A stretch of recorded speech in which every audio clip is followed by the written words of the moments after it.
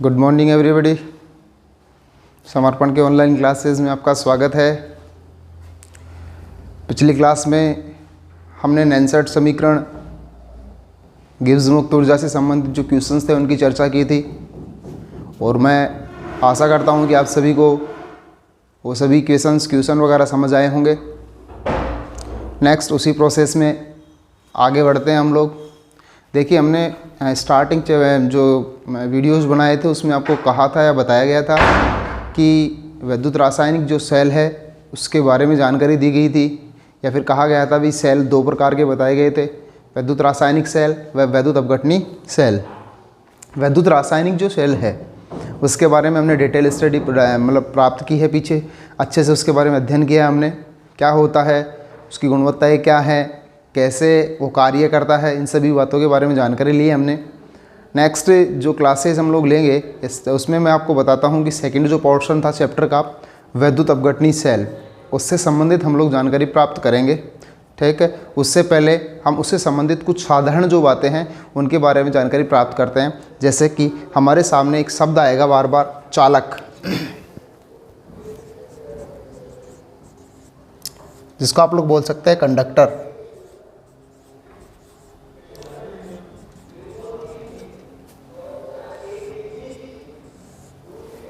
देखिए, सबसे पहले मैं आपको बताना चाहूँ कि चालक होते क्या हैं। ठीक है, सीधे शब्दों में कह सकते हैं कि वे पदार्थ जिसमें विद्युत धारा का प्रवाह होता है क्या कहलाते हैं, चालक कहलाते हैं। ठीक है, तो उस स्थिति में बताऊँ मैं आपको कि वे पदार्थ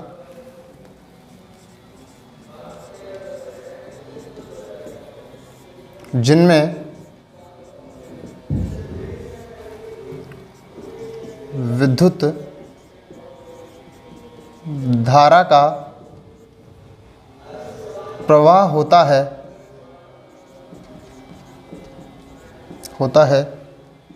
चालक कहलाते हैं।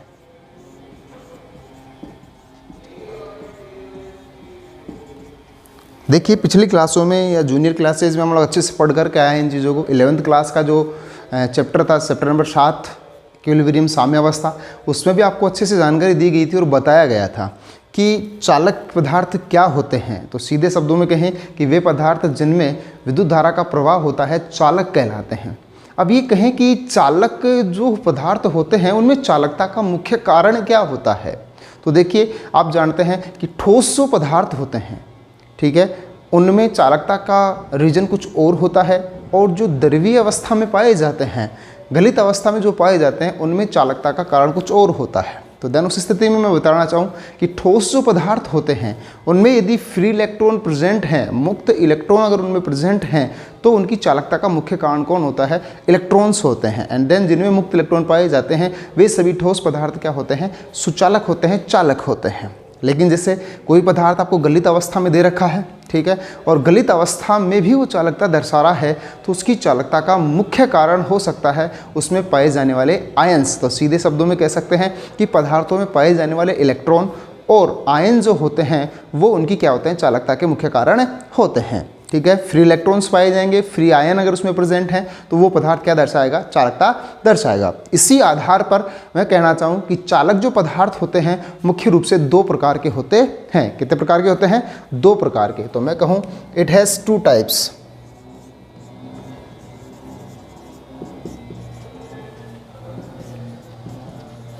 ये दो प्रकार के होते हैं। फर्स्ट आप लोग पढ़ सकते हैं, नंबर 1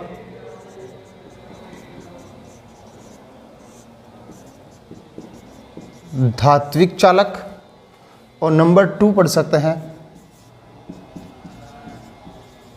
विद्युत अपघटनी चालक। फिर दोबारा बताना चाह रहा हूं मैं क्या, कि चालक जो पदार्थ होते हैं वो दो प्रकार के होते हैं। फर्स्ट मैंने आपको बताया धात्विक चालक, और दूसरा मैंने बताया विद्युत अपघटनी चालक। धात्विक चालक जो होते हैं मोस्टली कंडीशन में इनके लिए आप लोग बोल सकते हैं नाम के अकॉर्डिंग कि विभिन्न धातुएं जो होती हैं वो यदि चालकता का गुण दर्शाती हैं तो उन्हें आप लोग किस नाम से जान सकते हैं, धात्विक चालक के नाम से जान सकते हैं। लेकिन इसको एक अलग रूप में भी कह सकते हैं क्या, कि जो धात्विक चालक हैं उन्हें आप लोग इलेक्ट्रॉनिक चालक भी कहते हैं। इनको दूसरे किस नाम से जाना जा सकता है, इलेक्ट्रॉनिक चालक के रूप में जाना जा सकता है।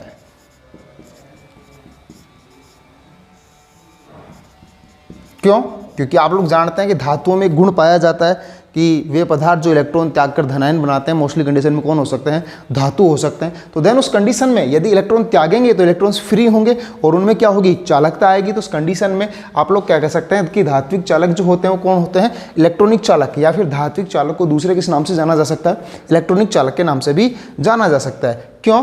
क्योंकि इनमें विद्युत धारा की प्रवाह का मुख्य कारण कौन होते हैं, इलेक्ट्रॉन। अर्थात इलेक्ट्रॉन के कारण विद्युत प्रवाहित होती है। अर्थात इलेक्ट्रॉन्स जो होते हैं, फ्री इलेक्ट्रॉन्स, इनके कारण विद्युत प्रवाहित होती है, इसलिए इनको किस नाम से जाना जाता है, इलेक्ट्रॉनिक चालक के नाम से भी जाना जा सकता है। इसके मुख्य एग्जाम्पल्स अगर आप लोग पढ़ना चाहें तो देन पढ़ सकते हैं Ag, Cu, ठीक है। इसी प्रकार से Fe, ये सभी जो मेटल्स हैं, ये सभी जो धातुएं हैं वो एक तरीके से कैसे चालक होते हैं, धात्विक चालक होते हैं। इन्हें इलेक्ट्रॉनिक चालक कहा जाता है। क्यों? क्योंकि इनकी चालकता का मुख्य कारण कौन होता है, इलेक्ट्रॉन, और इलेक्ट्रॉन के कारण ही विद्युत धारा क्या होती है, प्रवाहित होती है। एंड देन एग्जाम्पल के रूप में Ag है, Cu है, Fe है, ये सभी मेटल्स होती हैं और जो कि कैसे चालक होती है, एक प्रकार के धात्विक चालक होते हैं।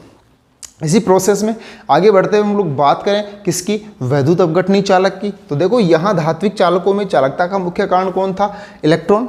देन वहीं आप लोग पढ़ सकते हैं कि वैद्युत अपघटनी जो चालक होते हैं इनमें चालकता का मुख्य कारण होते हैं इनमें पाए जाने वाले आयंस।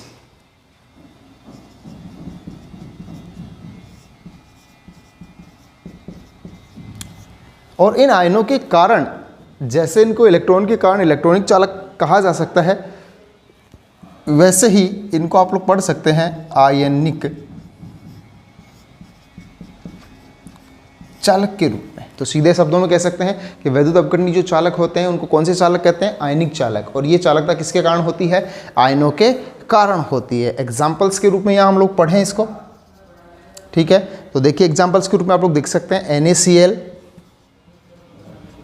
HCl, KCl, ये सभी जो चालक हैं वो कैसे हैं, आयनिक चालक हैं। क्यों? क्योंकि अपघट्य में जब इनको जल में डिजोल्व किया जाएगा, घोला जाएगा, विलय किया जाएगा, तो ये अपने आयनों में टूट जाते हैं और वो आयन्स क्या हो जाते हैं, फ्री हो जाते हैं, जिसके कारण वो क्या दर्शा सकते हैं, चालकता दर्शा सकते हैं। तो एक बार फिर बता रहा हूँ मैं आपको कि धात्विक जो चालक होते हैं वो मोस्टली कंडीशन में किन में पाए जाते हैं, ठोस पदार्थ जो होते हैं उनमें धात्विक चालकता का गुण पाया जाता है। जबकि जो गलित अवस्था में या लिक्विड होते हैं या द्रव अवस्था में जो होते हैं, ठीक है, उनमें कौन सी चालकता पाई जाती है, वैद्युत अपघटनी चालकता पाई जाती है। या फिर वे जो पदार्थ होते हैं, वे जो द्रव होते हैं, वो कौन सा चालक होते हैं, वैद्युत अपघटनी चालक। ठोस जो चालक है या धात्विक जो चालक है उनमें चालकता का मुख्य कारण कौन होता है, इलेक्ट्रॉन, जिसके कारण इनको किस नाम जानते हैं, इलेक्ट्रॉनिक चालक के नाम से। द्रव जो पदार्थ होते हैं उनमें चालकता का मुख्य कारण होता है कौन, आयन, जिसके कारण इनको क्या कहते हैं, आयनिक चालक इनको कहा जाता है। ठीक है, एक बार आप इसका स्क्रीनशॉट ले लें, फिर आगे चलते हैं वैद्युत अपघट्यों के वर्गीकरण के बारे में जानकारी लेते हैं कि वैद्युत अपघट्य जो हैं वो कितने प्रकार के होते हैं। या फिर यहाँ से पढ़ें, वैद्युत अपघटनी जो चालक होते हैं इनमें एक प्रकार से वैद्युत अपघट्य पदार्थ होते हैं, वे अपने आयनों में टूटते हैं, उनके कारण इनमें क्या आ जाती है, चालकता आ जाती है। तो यहाँ से हम लोग वैद्युत अपघटनी से मतलब वैद्युत अपघट्यों के वर्गीकरण के बारे में जानकारी लेंगे, जो कि पीछे की क्लास में आपने पढ़ी है। इसको फिर एक बार बताते हैं आपको, स्क्रीनशॉट ले लो आप इसका।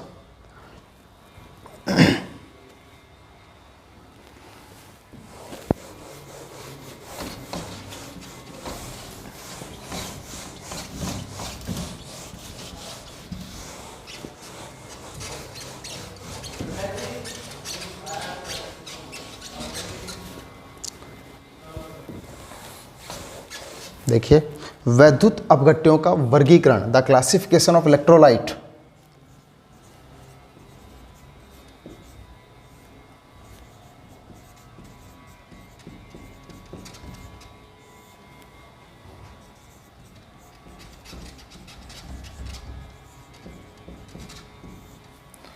The classification of electrolyte. बात कर रहे हैं कि वैद्युत अपघट्य से मतलब वे पदार्थ जिसमें विद्युत धारा प्रवाहित होती है, लेकिन किसमें, गलित अवस्था में, वो क्या होते हैं, एक प्रकार के वैद्युत अपघट्य होते हैं, ठीक है। एंड देन उनकी चालकता के आधार पर, या फिर कह सकते हैं कि इनमें जो आवेश है या उनके पद पाए जाने वाले आयंस जो होते हैं उनके प्रवाह के आधार पर इनको दो भागों में विभाजित किया गया है। एंड देन उसी स्थिति में आप लोग उनको पढ़ सकते हैं, प्रबल वैद्युत अपघट्य और दुर्बल वैद्युत अपघट्य। तो मैं कहना चाहूँ कि अपघट्यों का वर्गीकरण की बात करें तो ये दो प्रकार के होते हैं।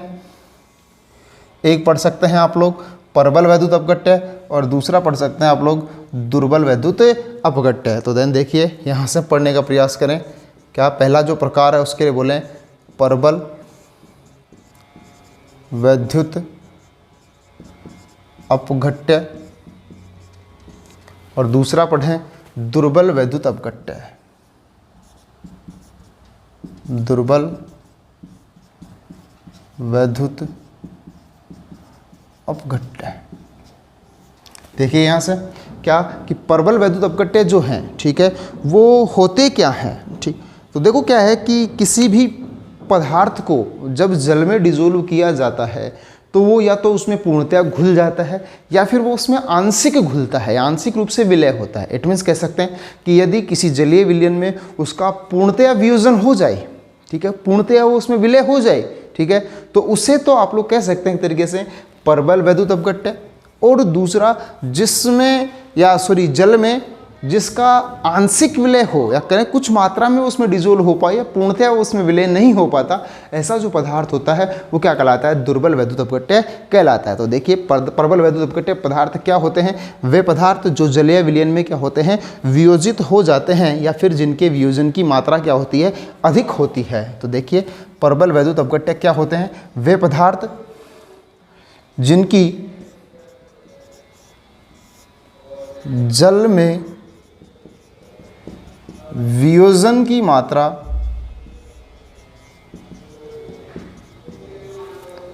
मैक्सिमम होती है, वे क्या कहलाते हैं, प्रबल वैद्युत अपघट्य पदार्थ कहलाते हैं। अब बात करें कि प्रबल वैद्युत अपघट्य पदार्थों में किन किन पदार्थों को हम लोग पढ़ सकते हैं, ऐसे कौन कौन से पदार्थ हैं जो कि एक तरीके से प्रबल वैद्युत अपघट्य का गुण दर्शाते हैं। जैसे सबसे पहले बात करें जितने भी प्रबल अम्ल होते हैं, जैसे कि HCl है, H2SO4 है, ये सभी के सभी क्या कहलाते हैं, प्रबल वैद्युत अपघट्य कहलाते हैं। तो जैसे मैं कहना चाहूँ कि प्रबल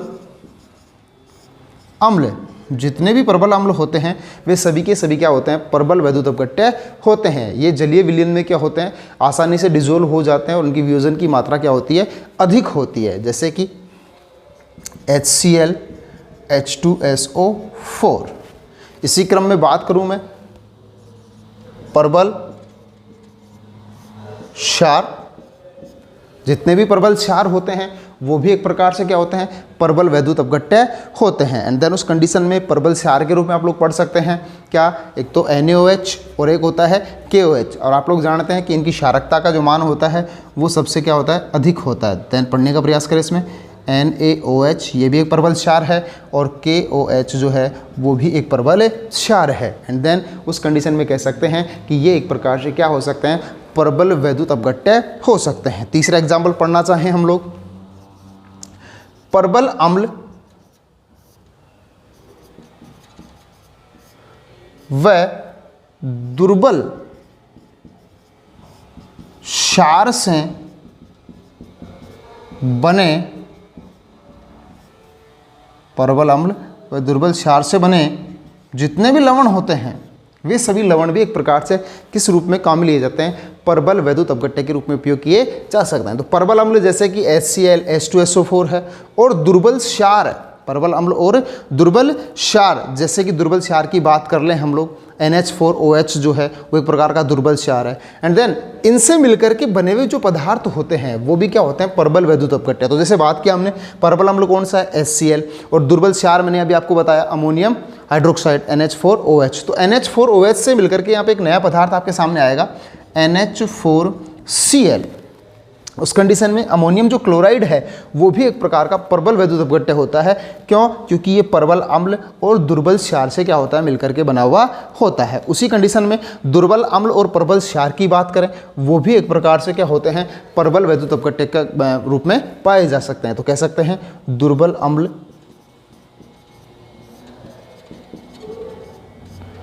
व प्रबल क्षार से बने लवण भी क्या होते हैं, एक प्रकार के प्रबल वैद्युत अपघट्य होते हैं। अब बात करें किसकी, दुर्बल अम्ल की।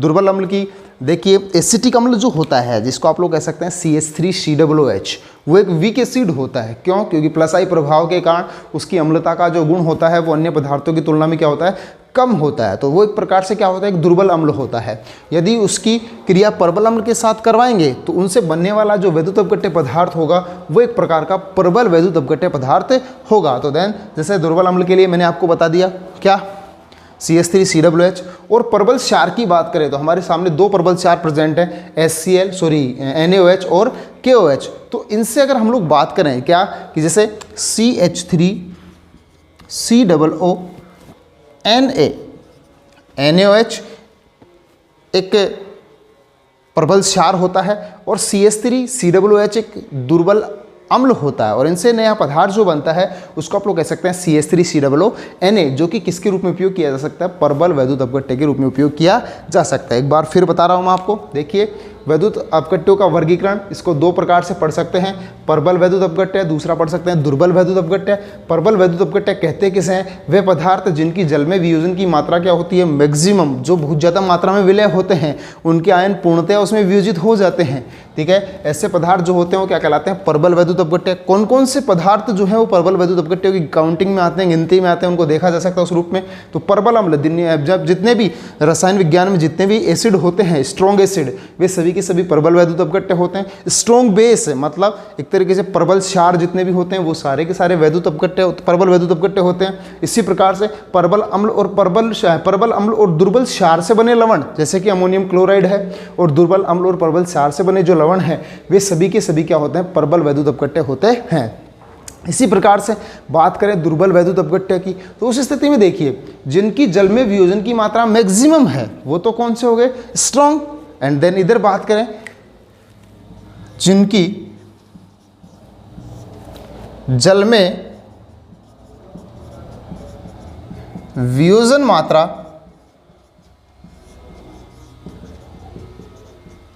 कैसी होती है, मिनिमम होती है, कम होती है, देन वे पदार्थ क्या होते हैं, दुर्बल वैद्युत अपघट्य पदार्थ होते हैं। एग्जाम्पल्स की बात करें, ठीक है, तो उस स्थिति में कह सकते हैं कि जितने भी दुर्बल अम्ल होते हैं, जैसे कि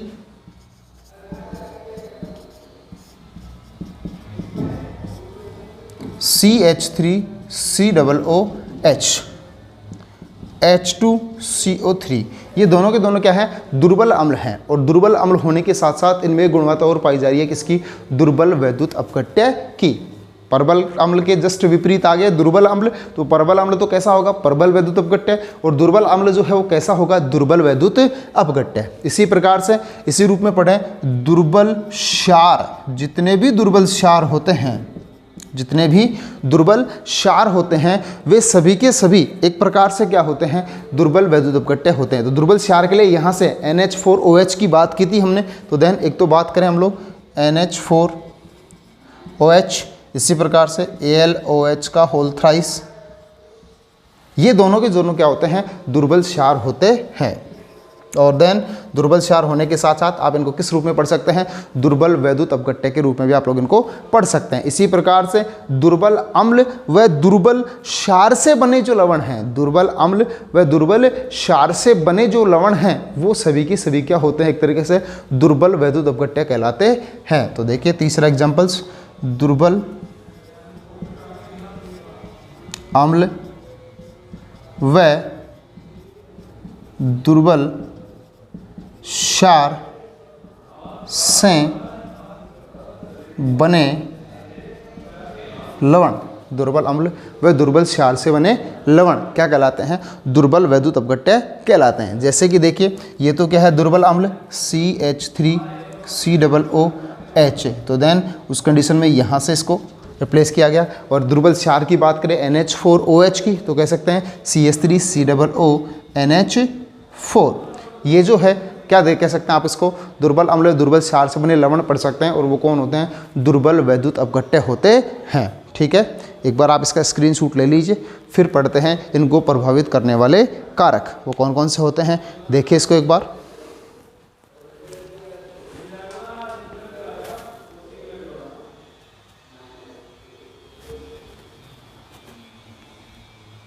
इसका स्क्रीनशॉट ले लिया होगा, एक बार इसको क्लियर कर देता हूं।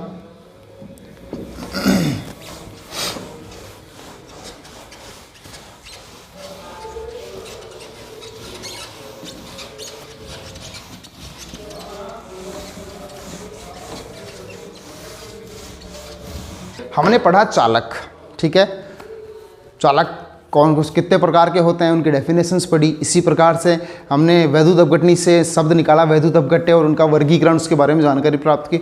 अब हमारे सामने एक नया बिंदु उभर करके आता है, उसको कह सकते हैं कि वैद्युत अपघट्य जो होते हैं उनमें चालकता का गुण पाया जाता है। तो उस चालकता के गुण को ऐसे कौन कौन से जो कारक हैं जो क्या कर सकते हैं, प्रभावित कर सकते हैं, वो एक तरीके से मतलब उनको प्रभावित करते हैं, कहने का उनको चेंज कर देते हैं परिस्थितियों के अनुसार या सामान्य वातावरण के आधार पर या पदार्थ की मात्रा के आधार पर। तो उसको देखते हैं। तो अपना अगला जो टॉपिक है, अगला जो बिंदु है, उसको हम लोग पढ़ते हैं वैद्युत अपघट्य जो होते हैं उनको प्रभावित करने वाले कारक, या फिर कह सकते हैं वैद्युत अपघट्यों की जो विलेयता है, ठीक है, उसको प्रभावित करने वाले कारक कौन कौन से होते हैं। तो देखिए वैद्युत अपघट्यों की चालकता, सॉरी विलेयता नहीं, चालकता, अपघट्यों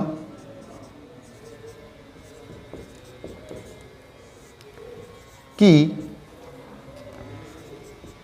चालकता, अपघट्यों की चालकता को प्रभावित, अपघट्यों की चालकता को प्रभावित करने वाले कारक। The factor affecting of conductivity of electrolytes, वैद्युत अपघट्यों की चालकता जो है उसको प्रभावित करने वाले कारक कौन कौन से होते हैं, उनसे हम लोग जानकारी प्राप्त कर सकते हैं, उनके बारे में देख सकते हैं। ठीक है, तो देन सबसे पहले अंतर आयनिक आकर्षण, सबसे पहले आ रहा है अंतर आयनिक आकर्षण।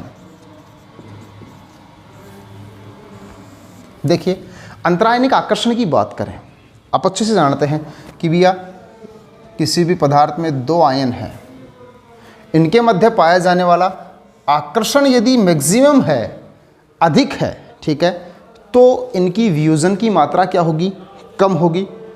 वियोजन की मात्रा क्या हो जाएगी, कम, और ये मॉलिक्यूल आपस में क्या हो जाएंगे, संयुक्त, जिससे कि इनके आकार में वृद्धि हो जाएगी या फिर इनके भार में क्या हो जाएगी, वृद्धि हो जाएगी, जिसके कारण इनकी जो चालकता है उसके मान में क्या हो जाती है, कमी हो जाती है। तो सीधे शब्दों में हम लोग पढ़ सकते हैं कि अंतरा आयनिक आकर्षण बल अगर इंक्रीज होता है तो देन यहाँ से पढ़ सकते हैं हम लोग इसको क्या, कि यदि अंतरायनिक आकर्षण जो है, कहें हम लोग अंतर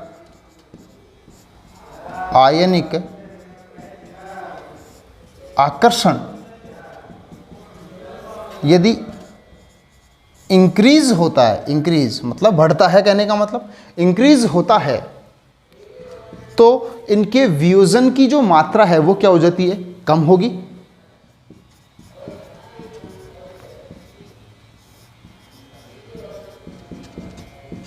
वियोजन की मात्रा क्या हो जाएगी, घट जाएगी। क्यों? क्योंकि आकर्षण बल अधिक होगा तो पदार्थ जो है उसके कण क्या होंगे, पास पास आएंगे और वो संयुक्त हो जाएंगे, तो वियोजित होने के बजाय वो क्या हो रहे हैं, एक तरीके से जुड़ रहे हैं। तो देन वहाँ पे हम लोग पढ़ पा रहे हैं कि वियोजन की मात्रा क्या हो जाएगी, घट जाएगी। और वियोजन की मात्रा यदि घटेगी तो देन उस कंडीशन में वो आयंस फ्री नहीं रहेंगे, स्वतंत्र नहीं रहेंगे, और उनकी चालकता का मान क्या हो जाएगा, डिक्रीज हो जाएगा, कम हो जाएगा। अर्थात कह सकते हैं कि वैद्युत अपघट्य की जो चालकता है वो अंतर आयनिक आकर्षण बल जो है, मतलब दो पदार्थों या दो अणुओं के बीच पाया जाने वाला जो आकर्षण बल है उसके कारण क्या होती है, प्रभावित होती है। तो कह सकते हैं अंतरायनिक आकर्षण यदि इंक्रीज होता है या फिर आप लोग कह सकते हैं मैक्सिमम होता है, तो देन उस कंडीशन में इनके वियोजन की मात्रा क्या हो जाती है, घट जाती है, कम हो जाती है, डिक्रीज हो जाती है। और वियोजन की मात्रा यदि डिक्रीज होती है तो उनकी चालकता का मान भी क्या हो जाता है, कम।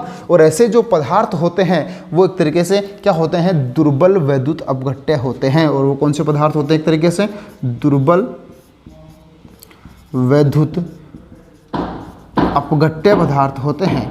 इसी के रिवर्स पढ़ना चाहें, यदि अंतरायनिक आकर्षण बल जो है वो मिनिमम होता है, कम होता है, तो वियोजन की मात्रा बढ़ जाती है और चालकता के मान में वृद्धि होती है। और वो जो पदार्थ होते हैं वो क्या कहलाते हैं, प्रबल वैद्युत अपघट्य कहलाते हैं। इसी सीक्वेंस में मैं दूसरी तरफ बता रहा हूं, क्या कहना चाह रहा है कि अंतर आयनिक आकर्षण यदि इंक्रीज होता है, अर्थात कहें हम लोग क्या मैक्सिमम होता है, तो वियोजन की जो मात्रा होती है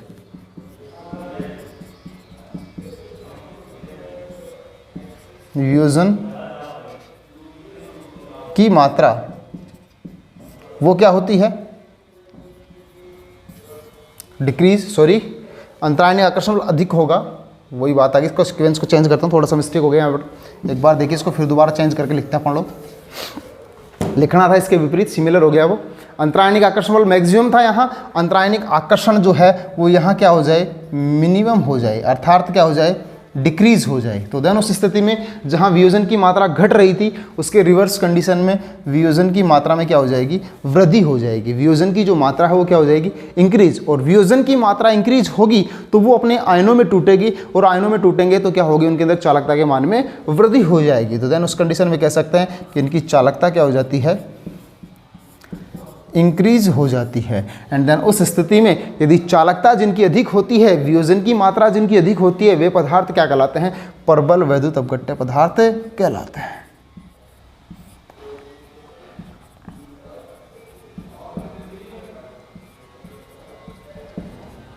प्रबल वैद्युत अपघट्य पदार्थ कहलाते हैं। क्लियर? एक बार आप इसका स्क्रीनशॉट ले लीजिए। मैं उम्मीद करता हूं सभी को समझ आया होगा। नेक्स्ट पढ़ते हैं नंबर 2 पे हम लोग। इसको एक बार देख लीजिए आप लोग।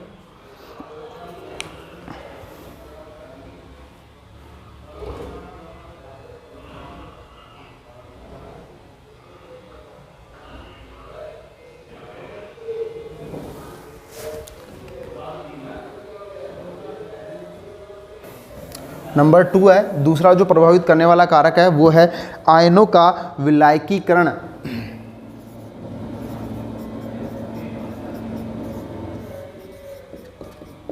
आयनों का विलायकीकरण या विलायनीकरण। तो देखिए विलायकीकरण की बात कर रहे हैं हम लोग, ठीक है।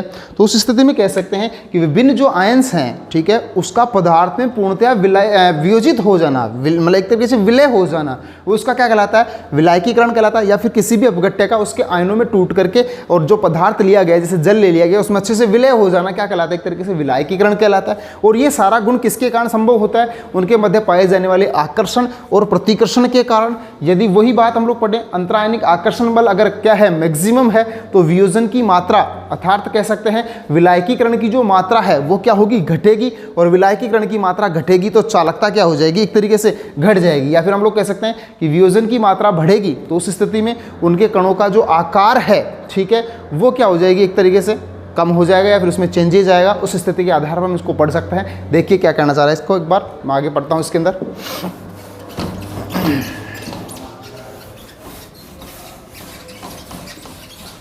देखिए दूसरा पढ़ रहे हैं हम लोग आयनों का विलायकीकरण। तो देन कह सकते हैं कि कोई भी विलायक पदार्थ वो और उसमें पाए जाने वाले जो आयंस हैं उनके मध्य यदि आयनीकरण होता है, या कहने का मतलब आकर्षण और प्रतिकर्षण अगर वहाँ मौजूद होता है, तो उस स्थिति में उसके कुछ अलग अलग प्रभाव हमें देखने के लिए मिलते हैं। तो कह सकते हैं यदि आयन व विलायक के मध्य यदि आकर्षण कैसा है, मैक्सिमम है, अधिकतम दे रखा है, ठीक है। तो उस स्थिति में आयन और विलायक जो हैं, ठीक है, उनके वियोजन की जो मात्रा है वो क्या हो जाएगी, कम हो जाएगी। अर्थात ये जो अणु है वो आपस में क्या हो जाएंगे, संयोजित हो जाएंगे। तो कह सकते हैं आयन व विलायक क्या होंगे, संयोजित होंगे, क्योंकि आकर्षण बल का मान क्या है यहाँ पर, अधिक है। और जब ये संयोजित होंगे मतलब जुड़ेंगे, तो देन आप लोग जान रहे हैं क्या कि विलयन जो है उसके अंदर पाए जाने वाले जो कण हैं, आयंस जो हैं, उनका आकार क्या हो जाएगा, अधिक हो जाएगा। अर्थात आकार में क्या हो जाएगी, वृद्धि। और आकार अगर इंक्रीज होगा तो आप लोग जानते हैं कि बड़े आकार के जो कण होते हैं उनकी गतिज ऊर्जा या उनकी चालक ऊर्जा या उनकी चालकता जो होती है वो क्या होती है, कम होती है। तो ध्यान उस स्थिति में कह सकते हैं आकार अगर इंक्रीज होगा तो इनकी चालकता जो है वो क्या हो जाएगी, यहाँ से डिक्रीज हो जाएगी, कम हो जाएगी। और दूसरी तरफ बात करें क्या कि यदि आयन विलायक आकर्षण क्या हो, मिनिमम हो, ठीक है, यदि ये मिनिमम है तो आयन विलायक जो है संयोजित हो रहे थे वो संयोजित नहीं होंगे, वियोजित हो जाएंगे। या कहने का मतलब उनमें एक तरीके से वियोजन हो जाएगा। तो यहाँ संयोजन की मात्रा बढ़ रही थी, यहाँ पे क्या बढ़ जाएगी, वियोजन की मात्रा बढ़ेगी। और वियोजन की मात्रा बढ़ेगी तो आकार इनका क्या होगा, छोटा, आकार डिक्रीज हो जाएगा। और आकार अगर डिक्रीज होगा तो देन उस कंडीशन में चालकता के मान में क्या होगी, इनके में वृद्धि होगी। स्क्रीनशॉट ले सकते हैं आप इसका। फिर बढ़ते हैं नंबर 3 पे। तीसरे नंबर पे आ रहा है इसकी विस्कासिता, उसके बारे में जानकारी प्राप्त करते हैं। देखिए विस्कासिता होती क्या है, सबसे पहले तो मैं आपको बताऊंगा कि विस्कोसिटी कहते किसे हैं, ठीक है, किससे उससे जानकारी लेंगे हम लोग। इसको स्क्रीनशॉट ले लीजिए आप लोग, जो पढ़ने में आपको थोड़ा सा सुविधाजनक होगा ये। नेक्स्ट नंबर 3 की बात करते हैं।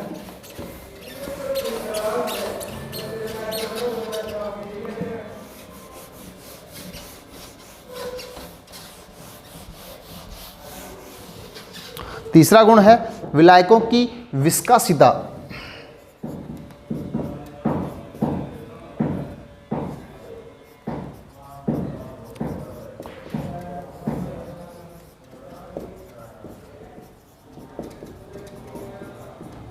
विस्कासिता मतलब विस्कोसिटी, और विस्कोसिटी को एक दूसरे नाम से जान सकते हैं आप लोग, किसके नाम से, श्यानता, जिसे हम लोग 11वीं क्लास में अच्छे से पढ़ कर गए हैं चैप्टर नंबर 5 के अंदर। उसमें बताया गया आपको कि श्यानता क्या होती है, ठीक है। सीधे शब्दों में हम लोग कह सकते हैं क्या कि किसी भी पदार्थ या द्रव के बहने का जो गुण है, किसी भी पदार्थ या द्रव का बहने का जो गुण है वही उसकी क्या कहलाती है, श्यानता कहलाती है। और तो ये श्यानता जो है वो भी अपघट्यों की चालकता जो होती है उसको क्या करती है, प्रभावित करती है। क्यों, क्योंकि अच्छे से जानते हैं कि चालकता से मतलब किसी पदार्थ के आयनों या कणों का बहने का जो गुण अधिक होगा तो देन उस कंडीशन में उसकी चालकता अधिक होगी, और बहने का गुण अगर कम होगा तो उसकी चालकता क्या हो जाएगी, एक तरीके से कम हो जाएगी। तो देन जो बहने के गुण से मतलब किसको पढ़ सकते हैं, श्यानता को। अर्थात किसी भी पदार्थ के बहने का गुण क्या कहलाता है, श्यानता कहलाता है। तो उस स्थिति में मैं बताना चाहूँ आप लोगों को क्या कि यदि किसी भी पदार्थ की या विलायक की श्यानता का मान अगर अधिक है तो उसकी चालकता का मान क्या होगा, कम। और यदि श्यानता का मान क्या है, कम है, तो देन उस कंडीशन में उसकी चालकता का मान क्या होगा, अधिक होगा। तो देन उस स्थिति में कह सकते हैं कि विलायक अणुओं के मध्य आकर्षण बल अधिक होता है। विलायक अणुओं में आकर्षण कैसा है, मैक्सिमम है। तो आकर्षण अधिक होगा तो उसके कण क्या होंगे, संयोजित होंगे, ठीक है। आयन संयोजित, अगर आयन संयोजित होंगे तो उनके बहने का गुण मतलब श्यानता क्या हो जाएगी, श्यानता क्या हो जाएगी, यहां से इंक्रीज होगी, मैक्सिमम होगी। और श्यानता अगर मैक्सिमम होगी तो देन उसकी चालकता का मान क्या हो जाएगा, कम हो जाएगा, ठीक है। तो सीधे शब्दों में कह सकते हैं श्यानता अधिक है तो चालकता क्या हो जाएगी, कम, किसकी, विलायक के कणों की या अपघट्यों की, ठीक है। इसी प्रकार से दूसरी तरफ पढ़ें क्या कि यदि आकर्षण बल क्या है, मिनिमम है, आकर्षण बल कैसा है, मिनिमम है, तो आयन संयोजित नहीं होंगे, क्या होंगे, वियोजित होंगे। और वियोजित होंगे तो देन उसकी श्यानता जो है वो क्या हो जाएगी, डिक्रीज ठीक है। और शांतता अगर डिक्रीज होगी तो देन उस कंडीशन में वो क्या कहलाएंगे, एक तरीके से उनकी चालकता का जो मान है वो क्या हो जाएगा, इंक्रीज हो जाएगा। क्लियर, यहाँ से कोई प्रॉब्लम नहीं होनी चाहिए आप लोगों को। एक बार आप इसका फिर से स्क्रीनशॉट ले लीजिए। फिर पढ़ते हैं नंबर 4, चौथा कैरेक्टर जो अपघट्यों की चालकता को प्रभावित करता है। उसके लिए हम लोग यहाँ से पढ़ सकते हैं विलयन की सांद्रता या विलायक जो पदार्थ जो होता है उनकी सांद्रता कैसे उस पर डिपेंड करती है, उसके बारे में यहाँ से हम लोग क्या करते हैं, जानकारी प्राप्त करते हैं। देख लीजिए एक बार आप इसको। नंबर 4 बात कर रहे हैं विलयन की सांद्रता।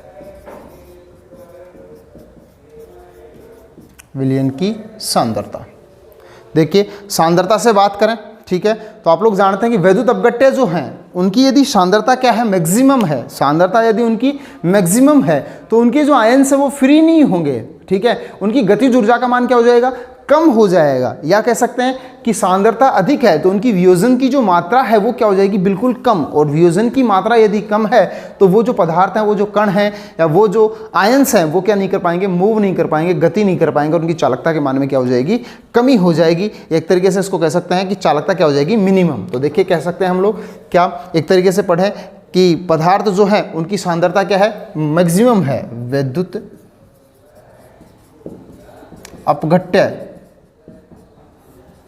की सांद्रता, वैद्युत अपघट्य की सांद्रता क्या दे रखी है आप लोगों को, मैक्सिमम दे रखी है, अधिकतम दे रखी है। तो सांद्रता अगर अधिक होगी, ठीक है, उस स्थिति में कह सकते हैं हम लोग कि उनकी वियोजन की जो मात्रा है वो क्या हो जाएगी, यहां से कम हो जाएगी।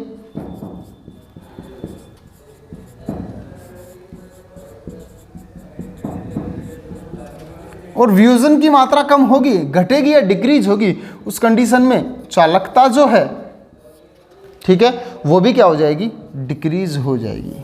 तो कह सकते हैं कि वियोजन की विद्युत अपघट्यों की सांद्रता अगर अधिकतम है तो चालकता का मान क्या होगा, कम होगा। और यदि विद्युत अपघट्यों की सांद्रता क्या है, कम है, तो देन उस कंडीशन में वियोजन की मात्रा क्या होगी, इंक्रीज होगी।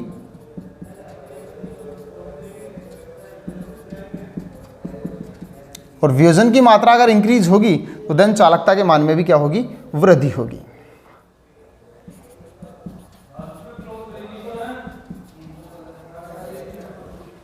ठीक है, लास्ट एंड फाइनल विलयन की सांद्रता को प्रभावित करने वाला जो कारक है वो है टेम्परेचर। उसको देखते हैं, एक बार आप इसके स्क्रीनशॉट ले लीजिए, फिर चलते हैं आगे।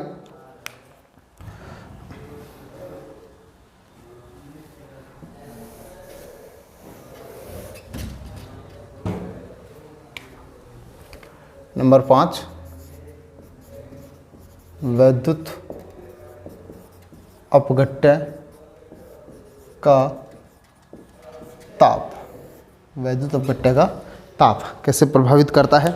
देखिए वैद्युत अपघट्य की सांद्रता के बजाय हम लोग बात करें किसकी, टेम्परेचर की, ताप की बात करें।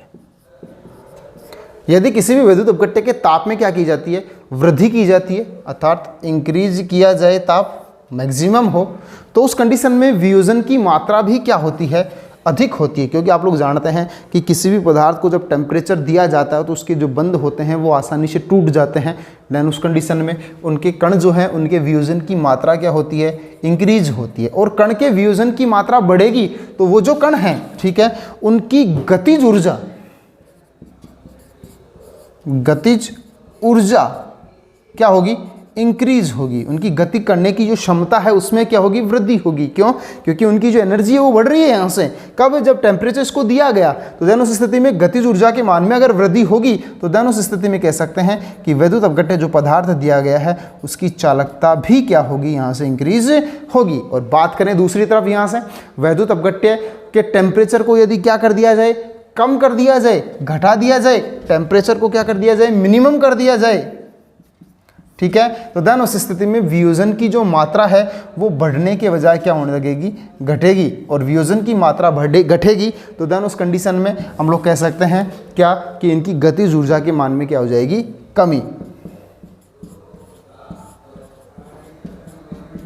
और गतिज ऊर्जा अगर डिक्रीज होगी, कम होगी, उस कंडीशन में इनकी जो चालकता है उसके मान में भी क्या हो जाएगी, कमी हो जाएगी। तो देन इस प्रकार से हमने इसमें पढ़ा किसी भी वैद्युत अपघट्य जो पदार्थ है उसको प्रभावित करने वाले कारक कौन कौन से होते हैं। देखिए एक बार फिर से दोबारा मैं बता देता हूँ उस कंडीशन में। सबसे पहले हमने जो वैद्युत अपघट्य पदार्थ पढ़ा जो इसको प्रभावित करता है, ऐसा जो कारक पढ़ा जो इसको प्रभावित करता है, ठीक है। तो उसके लिए मैंने आपको बताया था क्या कि अंतर आयनिक आकर्षण, दूसरा मैंने बताया विलायकों का आयनीकरण, तीसरा मैंने बताया कि विलायक या वैद्युत अपघट्य जो पदार्थ हैं उनकी विस्कासिता मतलब श्यानता।